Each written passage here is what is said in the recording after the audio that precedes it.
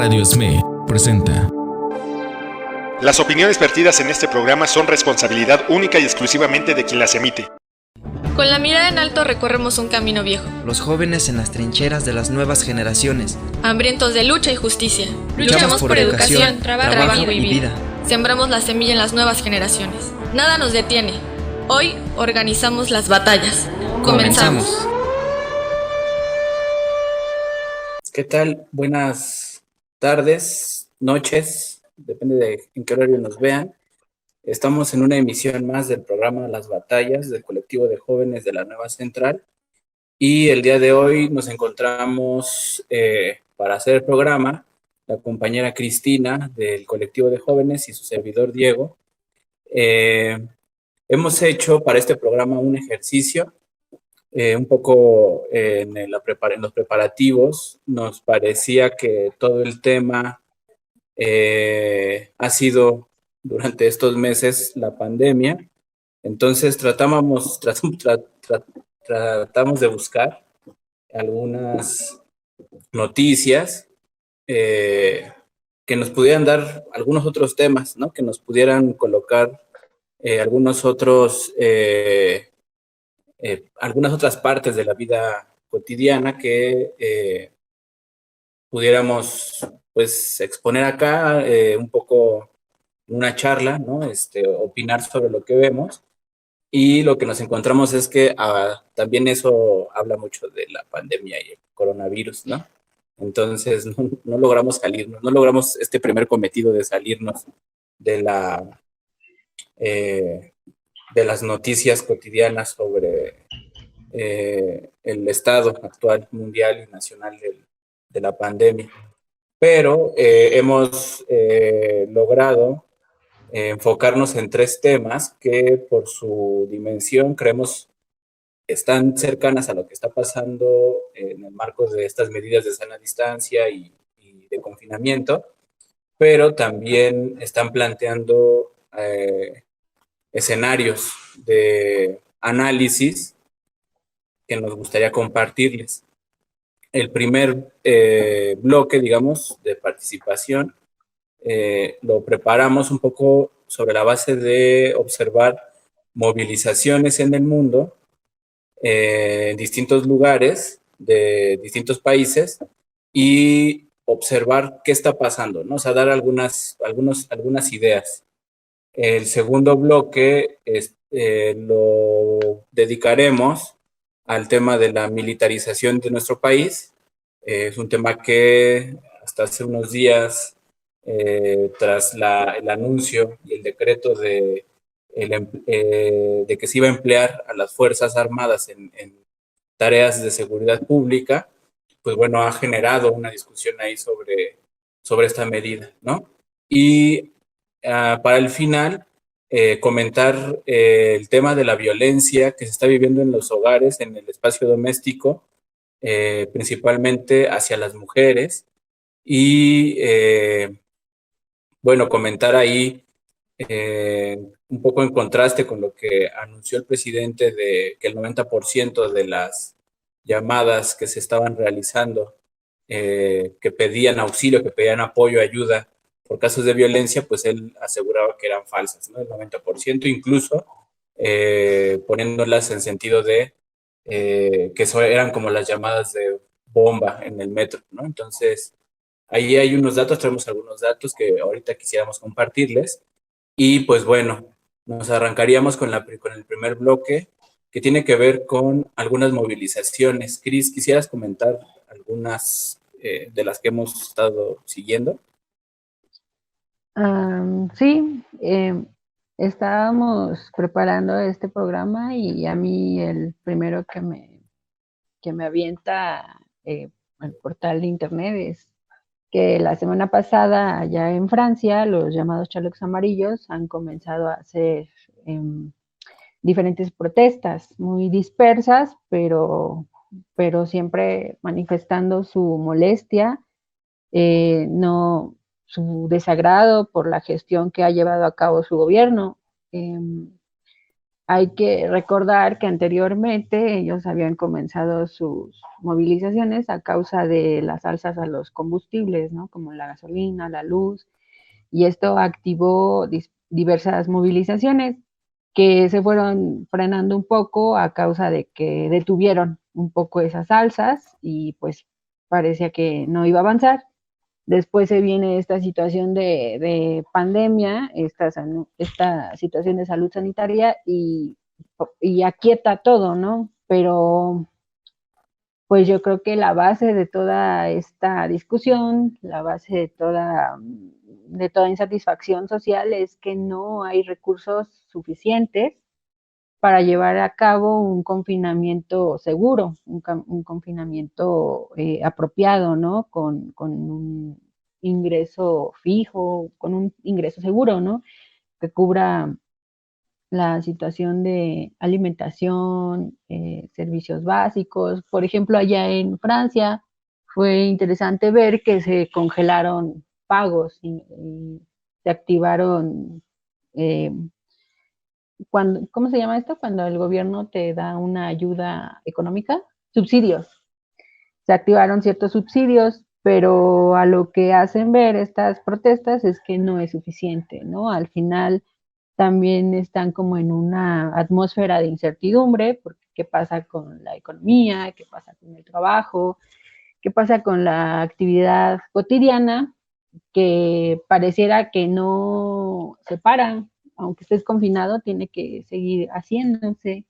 Y todo eso pues implica muchos recursos que no son palpables, ¿no? Y bueno, más o menos ahí comencé como la preparación de esto.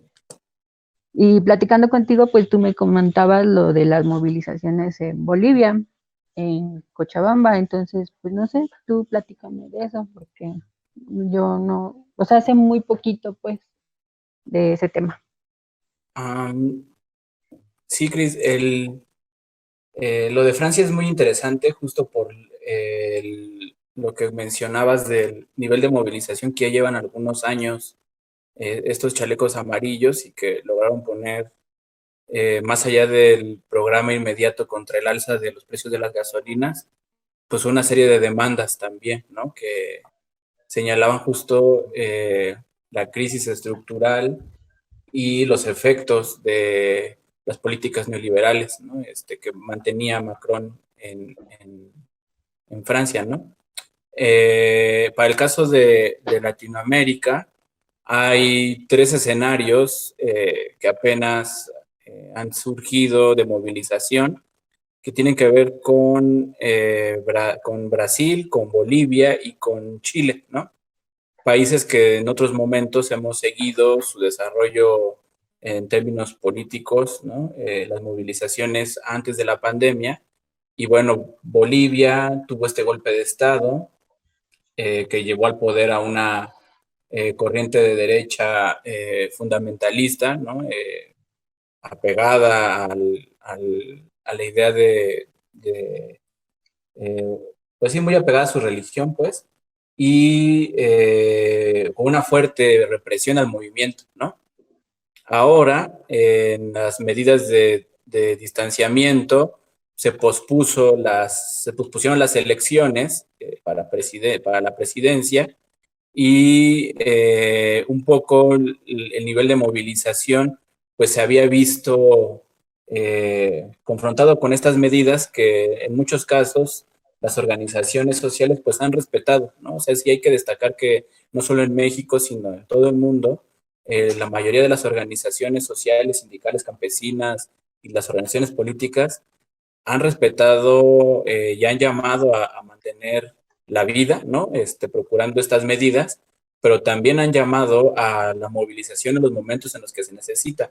Hace rato, Cris, comentabas tú esta parte, antes de cuando estamos preparando el programa, de los cacerolazos, ¿no? Que han sido una herramienta interesante de lucha.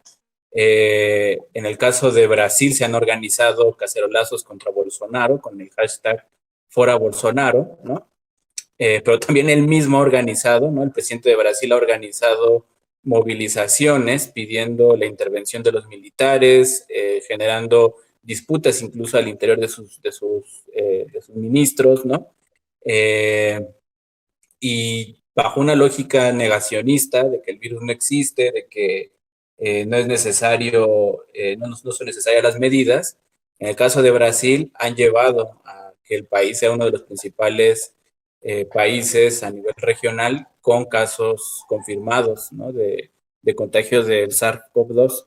Entonces, el caso de Brasil, el caso de Bolivia, son bastante contrastantes porque si bien son fuerzas populares que se están manifestando contra el hambre, contra la precariedad y contra la falta de trabajos, las respuestas han sido de represión, ¿no? Y para el caso también de Chile, que venía con este ascenso de las luchas en las calles, con la marcha de más de 1 millón de personas el año pasado, también se pospusieron ahí las elecciones a esto que iba a ser la constituyente, ¿no?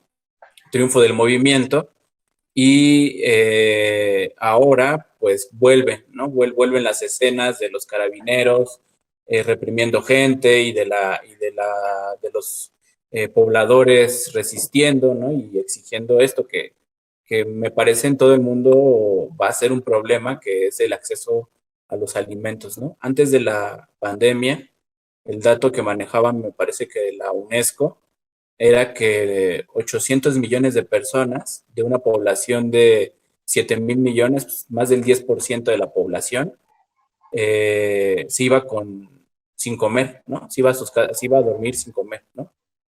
Esto se va a agravar, y entonces estas movilizaciones por pan y por trabajo serán, pues las seguiremos viendo, ¿no? Pero también por otro lado está el tema de la derecha que se está movilizando. Yo ahí lo que le comentaba a Cristina era sobre el Estado español, ¿no? Que podías ver imágenes de personas en sus Cadillacs descapotables con su chofer y traían sus megáfonos participando en una movilización contra el gobierno, ¿no? Y cantando Bella Ciao, o sea, cuando es una canción de la izquierda, ¿no? Y están haciendo cacerolazos, se están movilizando esta derecha en el Estado español que está en contra de la independencia de Cataluña, que está a favor del rey, que está a favor de la historia de represión y muerte de Franco, ¿no? Y otros sectores, pues, pero principalmente el que aparece es este, ¿no? Este perfil de personas. No recuerdo cuál era el otro país, creo que Alemania, ¿no, Cris? Si quieres, tú que también lo viste por ahí. Sí, allá en Alemania igual hay una situación bastante inquietante y contradictoria, ¿no? Porque ya la gente, iba a decir la banda, la gente ya está saliendo a retomar sus actividades cotidianas, ¿no? Como trabajar y asistir a lugares públicos, y mucho es por esta onda de, yo lo adjudicaba a una contradicción a la situación, sobre todo por esta cuestión de que pues también allá hay que ganarse la vida, ¿no? Por esto que yo argumento, de que no hay recursos suficientes para llevar a cabo una situación de confinamiento adecuada. Pero platicando contigo también me decías que no, que también está esta oleada que es súper peligrosa de anticiencia, antivacunas, anticreer que esta es una situación complicada, esta es una situación sanitaria y que requiere medidas extraordinarias. Entonces, pues allá también se estaba viendo que no es lo que predica Alemania, ¿no? O sea, muchas veces se nos pinta como este lugar privilegiado, este lugar con acceso a toda una buena condición de vida, y pues no, resulta que no, hay también muchas contradicciones en sus día a día, en sus formas de trabajar, de convivir y sobre todo de procesar toda esta información pues científica que creo yo que si no entendemos la gravedad de una situación como esta, pues vamos a repetir lo que se ha pasado ha pasado, pues vaya, en el pasado, ¿no? Con otras epidemias, no sé, la peste negra no nos dice nada. Y pues sí, y bueno, más o menos como que por ahí va todo este balance internacional. Sí, lo que quisiéramos destacar es que las dos movilizaciones, o sea, hay movilizaciones, ¿no? Esto replantea que a nivel mundial, pues habrá lucha, ¿no? Y bueno, para el caso de México aún no hemos podido salir a la calle, lo que no significa que no habrá lucha, ¿no? Recordemos que antes del confinamiento fueron las mujeres las que estaban tomando la calle, ¿no? El 8 de marzo y el 9 con el paro de mujeres, y después, ¡pum!, ¿no? El cierre. Y dentro de esta situación de aislamiento, revisando un texto de un intelectual filipino que se llama Walden Bello, o bueno, no sé si se pronuncia, pero se escribe como si fuera Walden y después con W, Bello, no sé. Pues él hace una hipótesis sobre el estallido social que viene, ¿no? Calculando que todas estas demandas y todos estos discursos en algún momento pues se expresen en el espacio público, y él propone que hay dos posibilidades, que una de ellas sean la izquierda, ¿no? Pues no sé, un amplio espectro de la izquierda, progresista, anticapitalista, etcétera, quien pueda dirigir, ¿no? O sea, pues la izquierda tiene una oportunidad, ¿no? Pero también la derecha, ¿no? Principalmente la ultraderecha y la corriente neoconservadora, ¿no? Que ahora pues está muy fuerte, o se está regando muy fuerte en este discurso negacionista, anticientífico. El caso de Trump, ¿no? Es súper peligroso escucharlo y seguir lo que él recomienda, ¿no? El caso de Duterte en Filipinas, justo, que permitía el uso de la violencia letal para personas que no respetaran las medidas de distanciamiento allá en Filipinas. El caso de el propio Bolsonaro, ¿no? De Yanis, de la presidenta espuria de Bolivia, ¿no?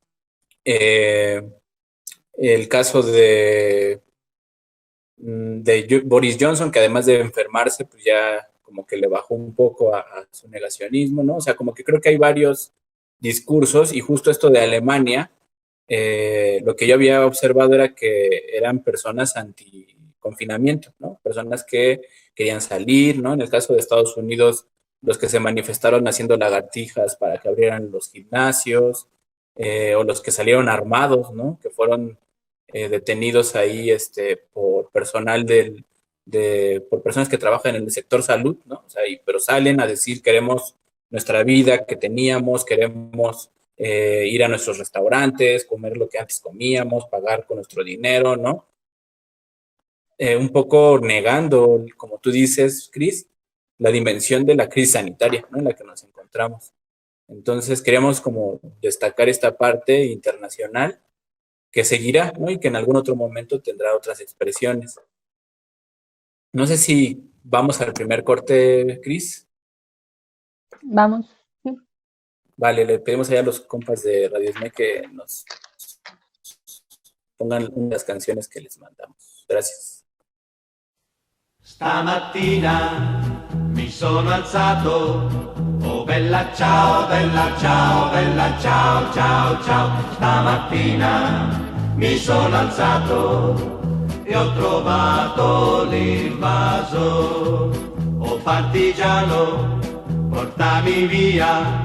Oh bella ciao, bella ciao, bella ciao, ciao, ciao. Partigiano, portami via, che mi sento di morire. E se io muoio da partigiano, oh bella ciao, bella ciao, bella ciao, ciao, ciao. E se muoio da partigiano, tu mi devi seppellire. E seppellire lassù in montagna. Oh bella ciao, bella ciao, bella ciao, ciao, ciao, seppellire lassù in montagna, sotto l'ombra di un bel fior.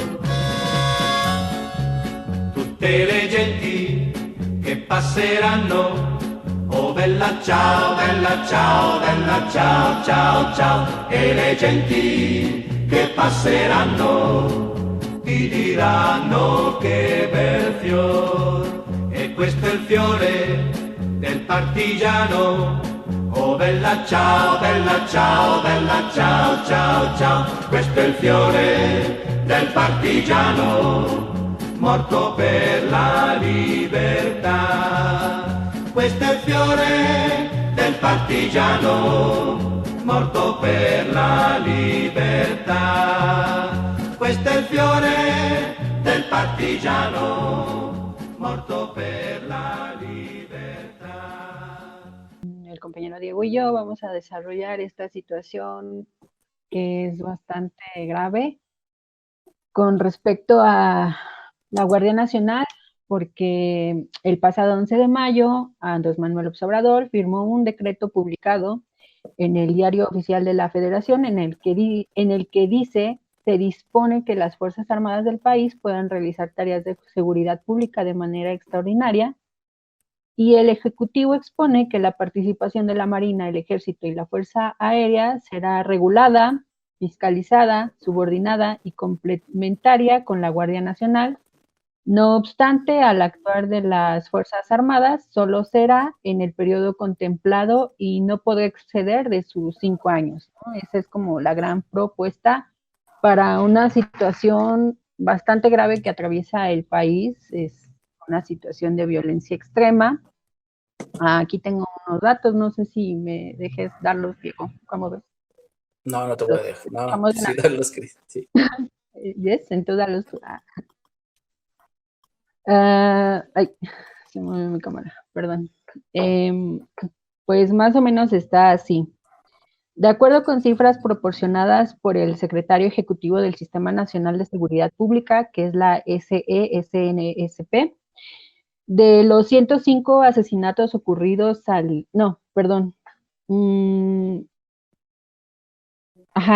de los 105 asesinatos ocurridos al día, más o menos los dividen así.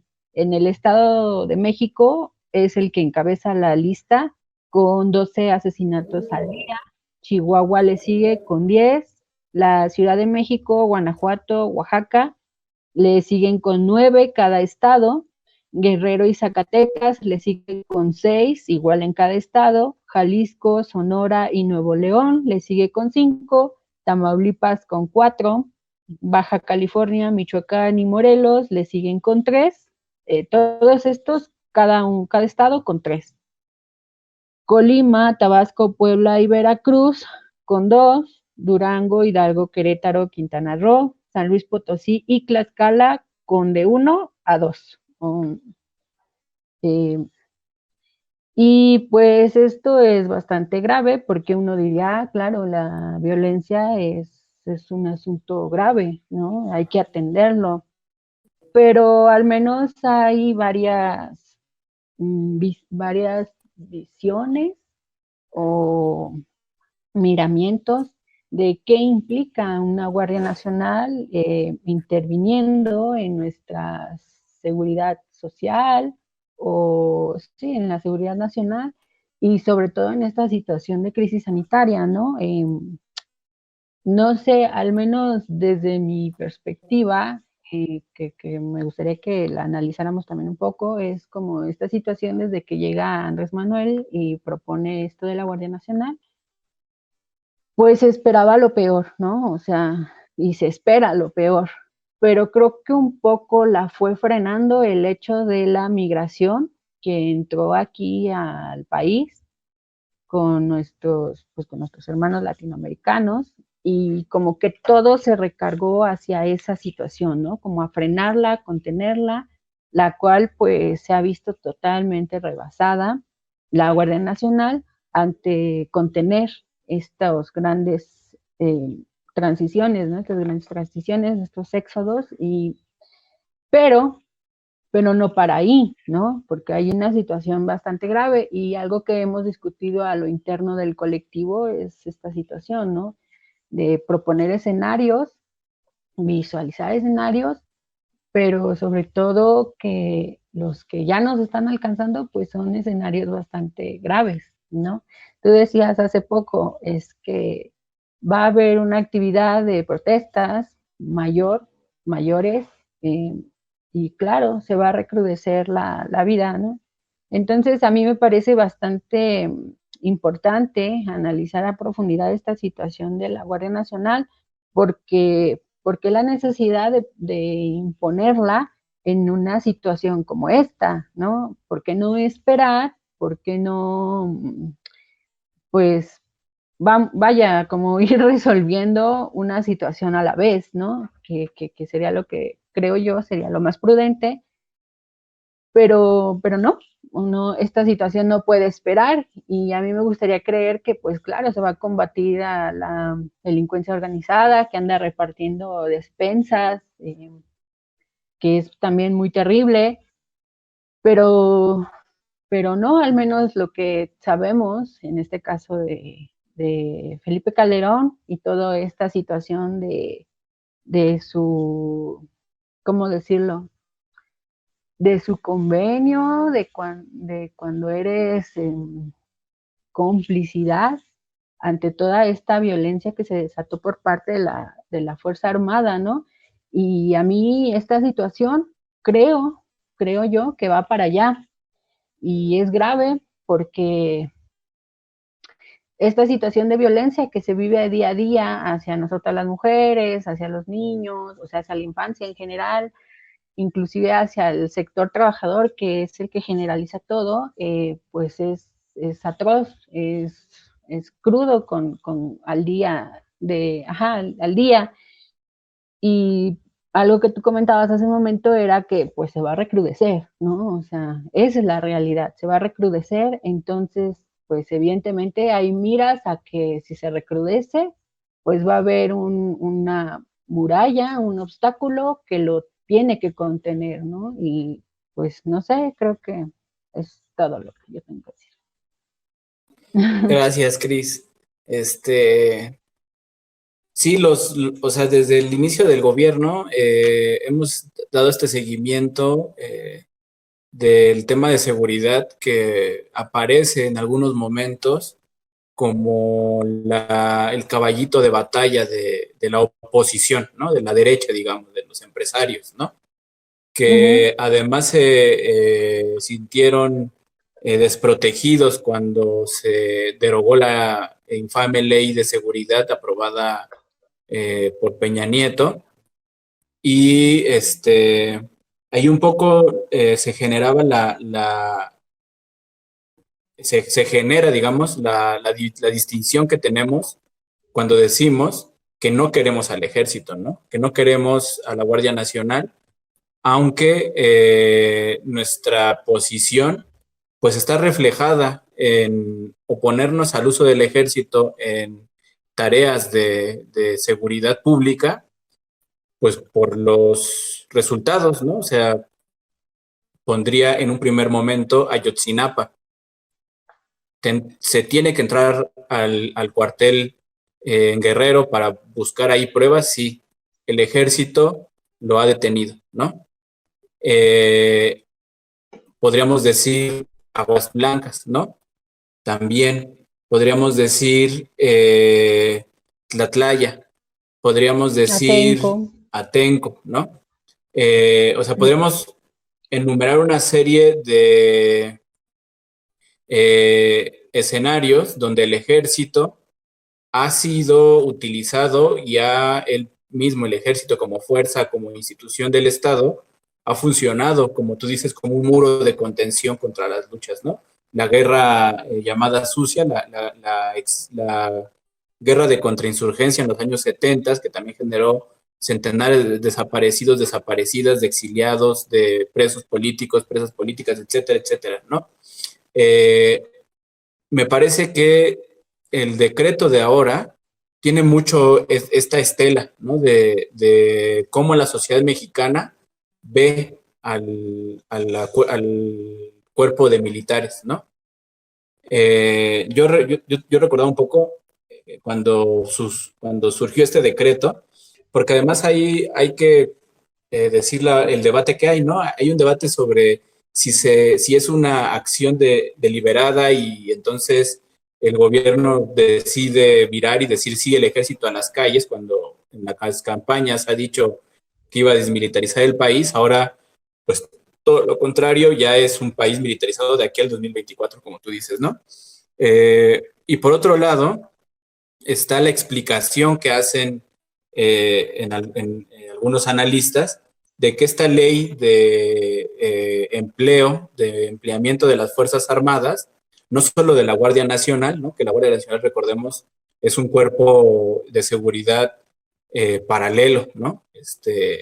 Que trataba de sintetizar distintos organismos como la Policía Federal, etcétera. Pues según en el debate, esta ley tenía que ser aprobada sí o sí, ¿no? Este acuerdo, digamos, tenía que ser decretado, ¿no? Porque era parte de la ley, ¿no? La Guardia Nacional, en su periodo de construcción, de constitución, ¿no? ¿Cómo le llaman? De asentamiento, de que se arraiga en un territorio. En ese periodo en el que eso se daba, se iba a emplear a los militares, ¿no?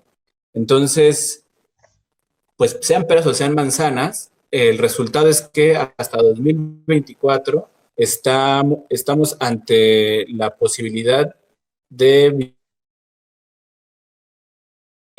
ser vigilados, ser reprimidos por el ejército, que además tiene el peligro de no tener cambios en su cúpula, ¿no? O sea, no hay más que la extinción del Estado Mayor Presidencial, pero no hay un elemento, porque además es muy cerrado, ¿no? Un elemento que nos permita ver que haya un cambio en de esta institución del Estado, ¿no? No hay una investigación para el caso de Ayotzinapa, no hay avances en la idea, la propuesta de que la dirección de las Fuerzas Armadas sea de control civil, ¿no? O sea, sigue siendo de control militar, ¿no? No hay, o sea, no hay ningún elemento que nos haga confiar, ¿no? En esta medida, creo, ¿no? Y un poco en contraste con lo que pasa ahora con la pandemia, los efectos sociales están siendo terribles, ¿no? No quisiera detenerme mucho en esto, simplemente decir que esperemos el dato de mayo de desempleo y esperemos el dato del aumento de la pobreza, ¿no? Son escenarios que sí se pueden agravar, que pueden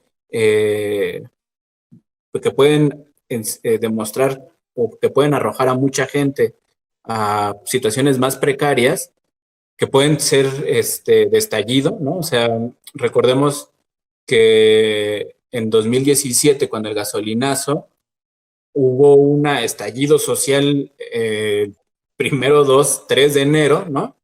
Con tomas de carreteras, de vías férreas, con saqueos, con tomas de gasolineras, ¿no? Pero pero no organizados, ¿no? O sea, un estallido no organizado que rápidamente fue controlado, fue sofocado, que fue poco a poco reprimido por las Fuerzas Armadas, ¿no? Y por las policías.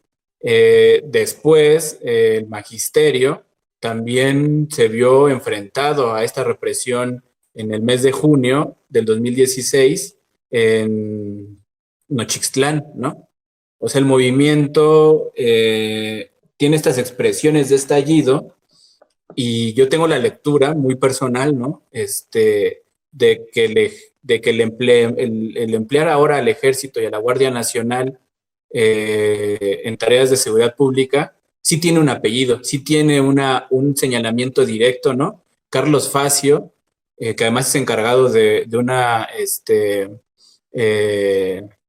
visitaduría de la CNDH, publica ayer o antier, no recuerdo, un artículo en La Jornada hablando sobre todo esto, ¿no? Y diciendo cuáles son las posiciones que que él observa, y al final sigue o cierra diciendo, estos riesgos que podrían potenciarse a corto o mediano plazo, señala en las áreas de los 2 megaproyectos del sexenio, el Tren Maya y el corredor transísmico, ¿no? Tú hace rato lo decías, Cris, la Guardia Nacional se empleó para contener la migración, ¿no? O sea, se usó contra un sector de la población que no era este país, pero que era un sector poblacional indefenso, no iba armado, no venía en situación beligerante, ¿no? Pero de todas maneras se empleó como un muro, ¿no? Y ahora, frente a la construcción de estos 2 megaproyectos que ponen en riesgo la biodiversidad, que ponen en riesgo las comunidades que habitan ese entorno, pues tener este mensaje de que se va a emplear al ejército, y bueno, ya sabíamos que la Guardia Nacional iba a hacer el trabajo sucio, pues me parece, pues es riesgoso, ¿no? Y es más riesgoso cuando todo mundo está encerrado en sus casas y cuando todo mundo, pues no puede protestar más que por internet, por cartas, ¿no? Por comunicados, fijando posicionamientos, etcétera. Creo que es muy peligroso esto, ¿no? Y un poco, para cerrar mi participación, lo que comenta sobre seguridad es hace mucho contraste, porque desde el inicio de la guerra contra la población que empezó Calderón, pues ha empleado al ejército desde 2008, ponle, ¿no? Antes también se empleó para reprimir movimientos, pero desde el 2008 a la fecha, pues se ha empleado al ejército y los números, en lugar de bajar, suben. Hay más grupos criminales, hay más grupos del crimen organizado, tienen más estructura, tienen más armamento, o sea, creció, o sea, pareciera ser que el hecho de que saliera el ejército era incentivar la competencia, y entonces, en lugar de que esto se redujera, pues creció, ¿no? Entonces, pues creo que eso es como de una lógica muy básica, ¿no? O sea, si no está sirviendo, ¿no? ¿Para qué se vuelve a emplear? ¿Para qué se vuelve a poner esto, ¿no? Por ahí también sale la hipótesis de la idea esta del golpe, del golpe blando, y toda esta campaña mediática de que aquel entonces que habla en contra del gobierno está contribuyéndole a la derecha y al golpe blando, etcétera, etcétera. Y bueno, a mí me parece que esa lectura también está muy contradictoria, porque ¿quién daría el golpe? Pues los militares, y los militares ya están ahora en las calles, ¿no? Entonces, bueno, estaban desde antes, pues, pero ahora ya aseguraron estar durante 4 años más, ¿no? Hasta 2024. Me parece que es muy complicado, muy peligroso, y más, tú lo dijiste, Cris, para sectores de la población que están cotidianamente viviendo la violencia, ¿no? O sea, no es lo mismo pues salir a la calle y solo tener miedo a que seas asaltado, a salir a la calle y tener miedo a que seas levantada, que seas violentada, ¿no? Que seas acosada, y en una de esas incluso no sentir protección por sectores o por el ejército, por la Guardia Nacional, porque también en su historia tienen casos de violación de los derechos humanos, ¿no?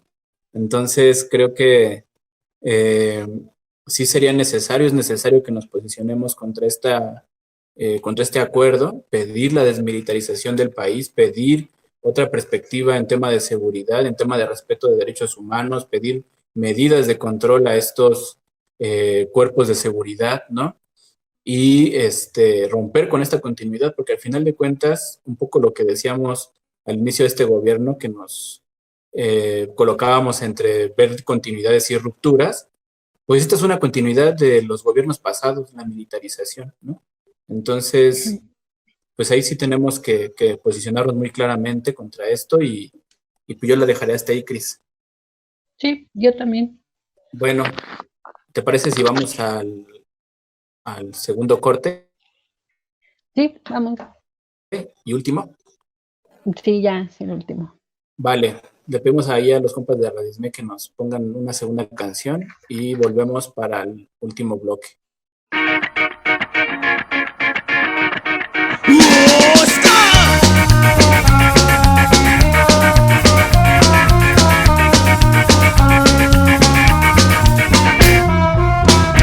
de verde y preparado para atacar. No tienes excusa, no puedes disimular. No tienes remedio para curar este mal. Abusas del pueblo, abusas de tu autoridad. Caminando por las calles de esta ciudad. No rebeldes, pues te los acabaste ya. No combates al que nos está haciendo mal. Que en las calles se mueren de necesidad. Atentas contra mi seguridad y ser tú el héroe nacional. Atentas también contra esta nación, enemigo de nuestra población. ¡Antimilitar!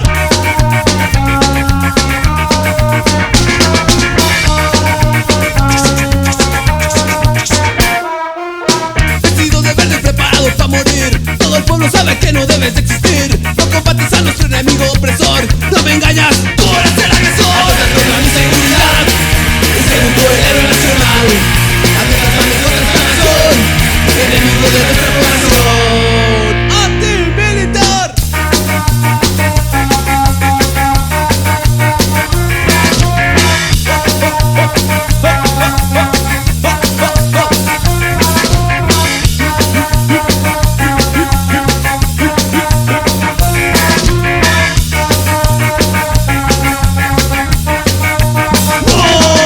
Atentas contra mi seguridad y ser tú el héroe nacional. Atentas también contra esta nación, enemigo de nuestra población. ¡Despierta! ¡Dispara! ¡Insiste! ¡Contraataca! ¡Despierta! ¡Dispara! ¡Insiste! ¡Contraataca!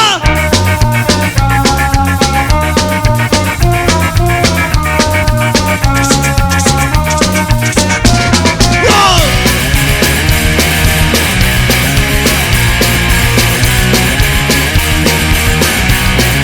¡Antimilitar!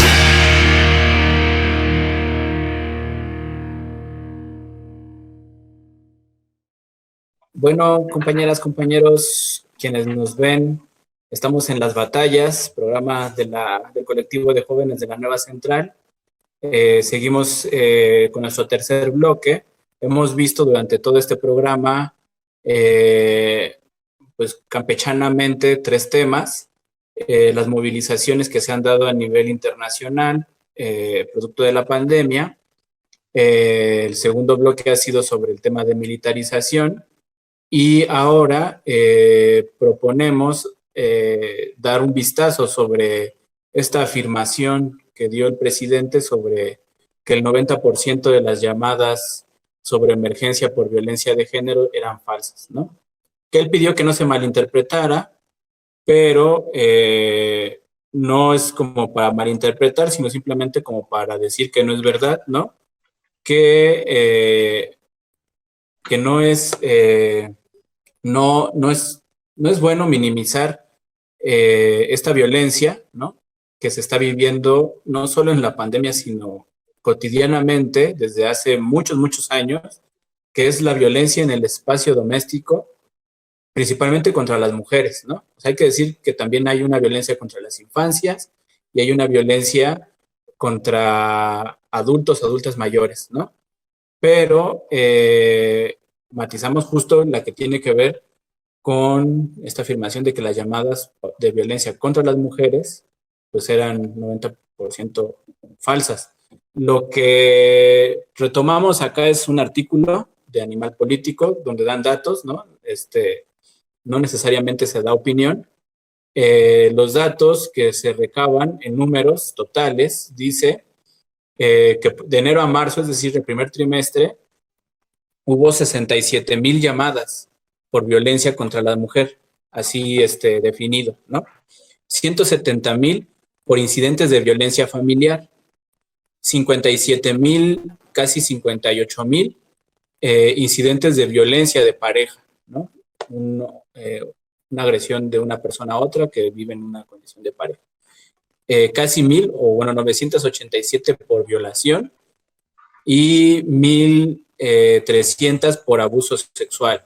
Además, hubo 2,000 por acoso o hostigamiento, lo que hace un total de 300,000 llamadas, ¿no? Que se reciben en esto del 911, ¿no? Que piden auxilio, que piden apoyo. Y aquí se remarca que en marzo estas llamadas tuvieron un alza, ¿no? Que es el periodo en el que hubo una mayor concentración de personas en el espacio doméstico, ¿no? Si fueron 300,000 en total, el dato que se manejaba en marzo justo era de 150,000, o sea que en 2 meses se hicieron o se tuvieron 150,000 y en un solo mes 150,000, ¿no? O sea, como que ahí se partió, hubo más llamadas, el doble, podríamos decir, y esto en realidad pues desmiente o coloca con datos la parte de una realidad, ¿no? Que se está dando seguimiento, porque no tenemos aquí los datos de mujeres que no hacen la denuncia, ¿no? Que también son bastantes, que también son muchas, y que justo cuando empezaban estas medidas de distanciamiento, no solo en las conferencias de López-Gatell, sino en comunicados múltiples de organizaciones colectivas, frentes de mujeres, se alertaba sobre este riesgo, ¿no? De que incrementara la violencia. Y eso es lo que ha pasado, ¿no? Se ha incrementado la violencia. Esta es otra pandemia a la que hay que responder también, ¿no? Socialmente. Y bueno, no sé, Cris, si quisieras agregar algo ahora. Uy, ¿por dónde empiezo? Bueno, es que dabas unas cifras y pues son bastante escalofriantes, ¿no? Pero más o menos sacando unas cuentas que también dan organizaciones de mujeres. Yo te decía esto de que al día, sí son 155 llamadas de auxilio por violencia familiar por hora, lo que hace más de 20,000 denuncias a la semana, más o menos. Si decimos son 155 llamadas por hora, tendríamos como 3,720 y tantos al día, y a la semana harían 26,000 y piquito de llamadas de auxilio, ¿no? Entonces sí es una situación grave, pero yo creo que también hay que ver algo. Y el hecho es de que a veces estas cifras creo que están muy centralizadas. Y voy a decir por qué. Aquí son los datos que nos avienta la Secretaría del Ejecutivo del Sistema Nacional de Seguridad Pública, ¿no? Son los que ellos registran, pero como también tú decías, y las que no registran, porque hay que ver algo, no todas las mujeres viven en condiciones para tener un teléfono local, ¿no? Un teléfono de casa. Entonces, de entrada, pues ahí hay como una situación, ¿no? ¿Cómo van a pedir auxilio? Y hay otra cosa que también me indigna, y es que él dice muy ufanamente, ¿no? El 90% de las llamadas que denuncian contra la violencia son falsas. Y es como de que, bueno, ¿y cómo sabes tú que son falsas? O sea, ¿cómo aseveras y afirmas la falsedad de esas denuncias? ¿Vas y las atiendes? Pues claro que no, porque algo que se ha pedido, que se exige movilización con movilización en cada pliego petitorio que se redacta, es que se requiere que se atiendan de manera urgente para que se instrumenten medidas efectivas de emergencia que garanticen la protección y la atención a víctimas, y no las hay. O sea, no existen esas garantías, no existen esas medidas y no existen las herramientas. Entonces, creo yo que los datos las excusas se las están inventando ellos, ¿no? Como sistema de seguridad.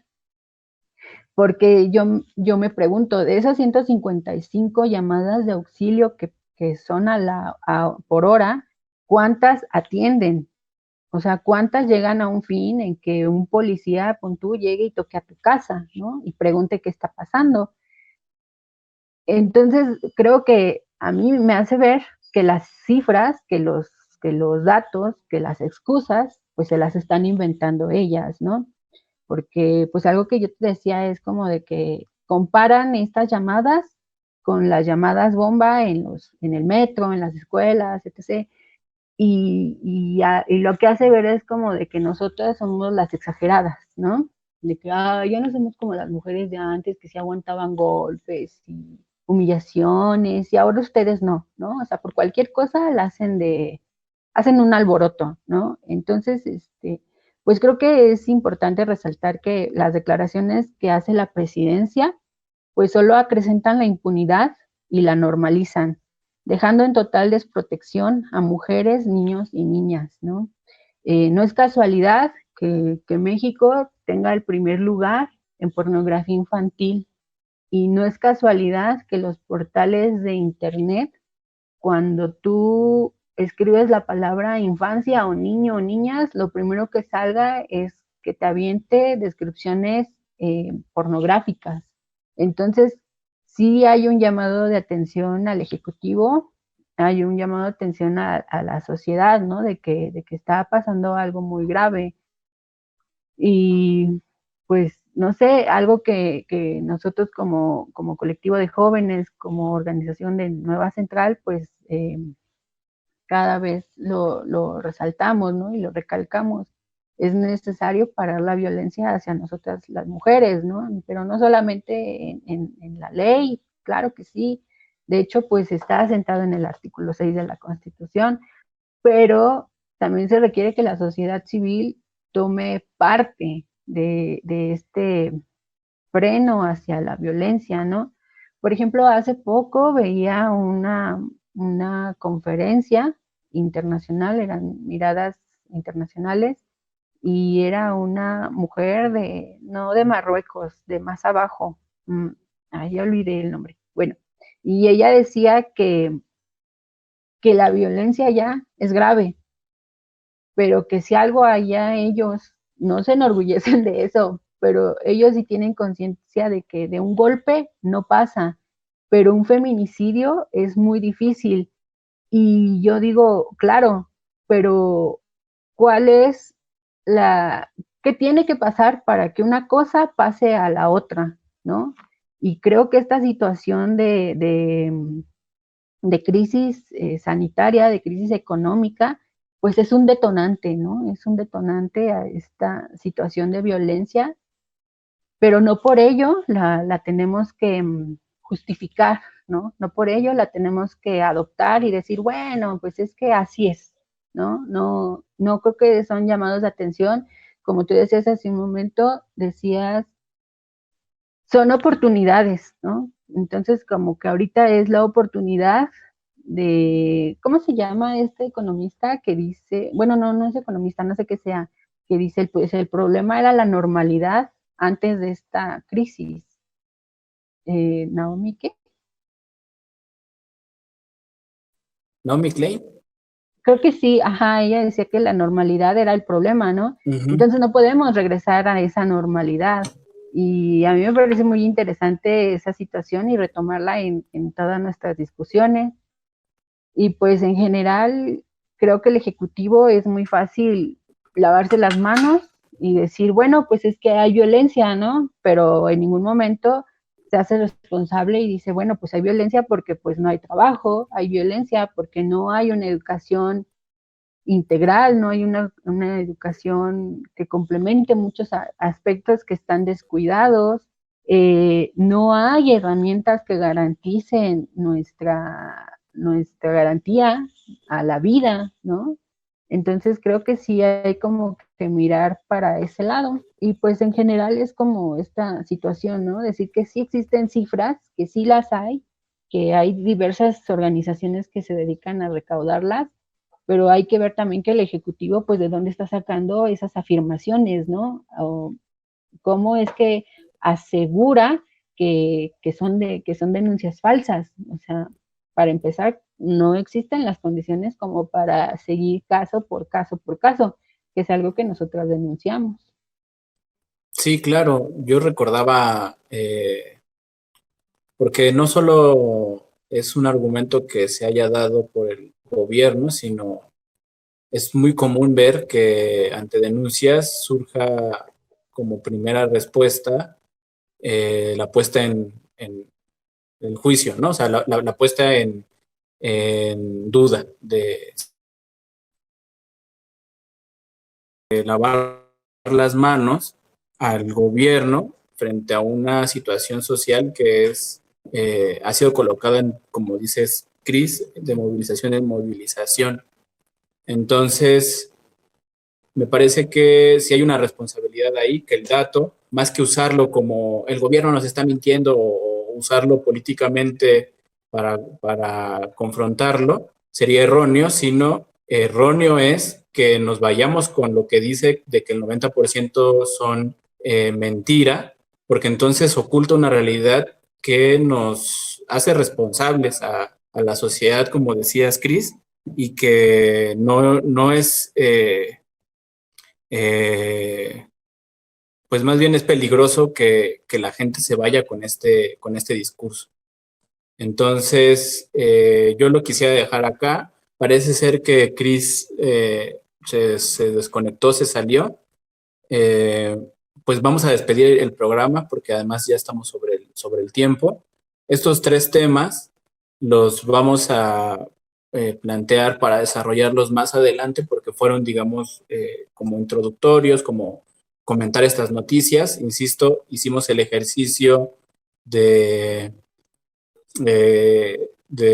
buscar como los temas que estamos siguiendo, los comparamos, y Cris y yo nos dimos cuenta que estos 3 temas eran los que más, los que se compatían, ¿no? Eran compatibles y los tocamos, ¿no? Nos veríamos la próxima semana en otro programa de las batallas. Pues mi nombre es Diego, estuvo acá Cristina y pues nos despedimos. Que tengan buen día, buena semana y nos vemos la siguiente. Hasta luego.